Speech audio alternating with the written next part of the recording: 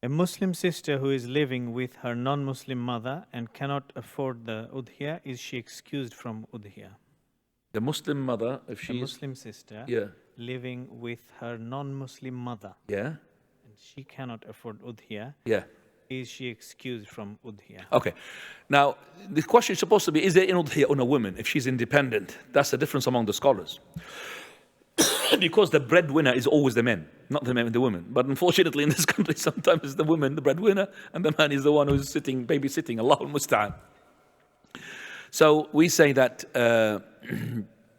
if she's capable of making Udhiyyah, she said? Not say it. Okay, she's not. Oh, no, it says cannot afford, sorry. She cannot afford whether she's a male or not a female. She's not. There's no Udhiyyah on her. Whether she's a male or a female, it's not. There is no Udhiyyah in her. But if she's a female and capable, she's got children, and she's the head of the family, the husband had died, is there an Udhiyyah? Okay. Some of the scholars said no. Some of the scholars said still yes. And for me, I'm inclined. Well, the scholar 2 days ago he said what? There's no Udhiyyah on the women, Sheikh Bassam al-Jabra. Because of that, I'm going to respect that opinion. I'm not going to say my opinion.